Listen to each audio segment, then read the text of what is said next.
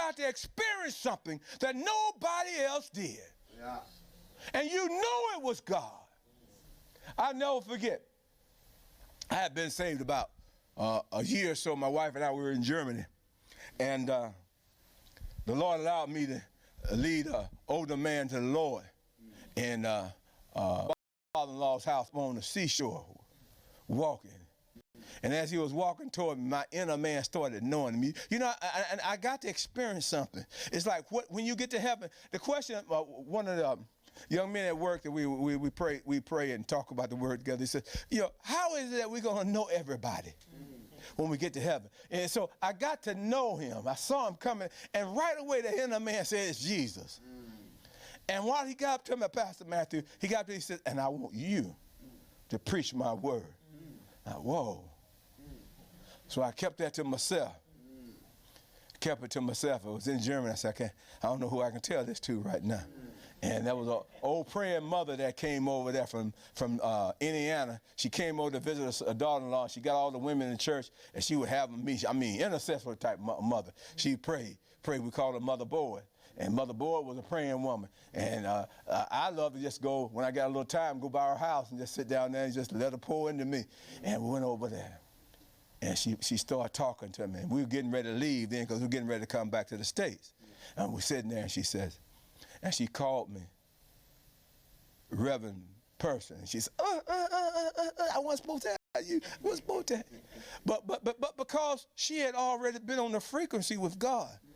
In the spiritual world, there are frequencies. And when you've been on that frequency, you know what you know because God told you something.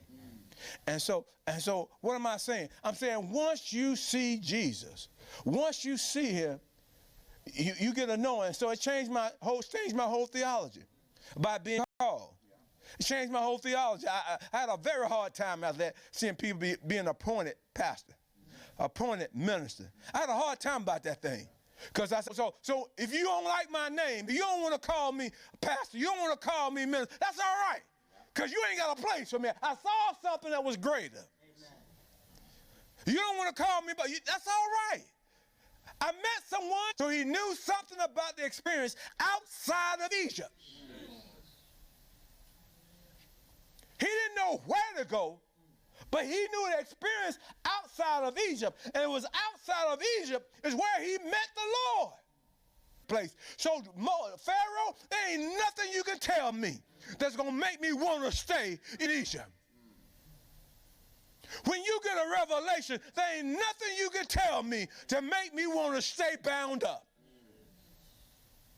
When you get a revelation, there ain't nothing the doctors can tell me to make me accept that I'm sick. When you get that revelation, you don't settle for nothing but what God said. Amen. By his stripes, not that I'm trying to get, he never used the word try. My wife and I always like, you never find God saying I'm trying to do something. Why is it that, and I wish you could look like never told her, he said, prove me. That's all he said. But when it comes to proving him, it's showing that he can do it. Yeah. Don't try him like you don't know what's going to happen. Yeah. God ain't trying anything for you. He's done what he's going to do. He opened the door for us. And once you've seen Jesus for yourself, there's nothing nobody can do. And so he saw him who was invisible. So from a human standpoint, Moses blew it. He had it all. Man, you ever had anybody tell you like that? Man, you had it all. Man, you had everything going for you. You had that. And stuff, he got it. It was given to him. And he blew it. I mean, that man, he didn't have a dollar care in the world. If it was worth 95 cents, he didn't care. He'd get more. He had it all. And so from a human standpoint, if we were looking at it and you hear folks talk about it and say, man, Moses blew that thing. Man, he went up and on Pharaoh. All he had to do was go along with the game. You ever had anybody say that about you? I had that happen to me. Somebody who I thought I had respect for until they opened their mouth. Lord have mercy. You know, man, you had all this. You could have been doing and I was like, look at this. You don't know what God has done, dude. You don't know what's going. His wife looked at me because she saw the look on my face.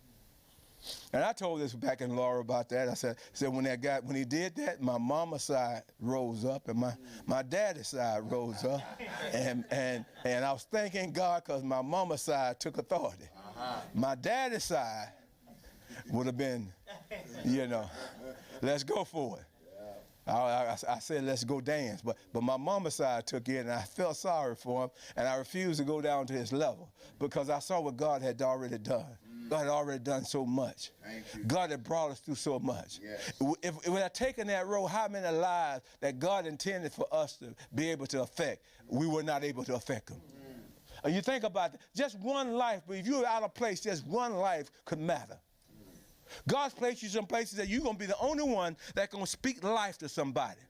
I want you to see a revelation of what God is doing with you. He's got you strategically placed somewhere where Pastor Matthew can't get.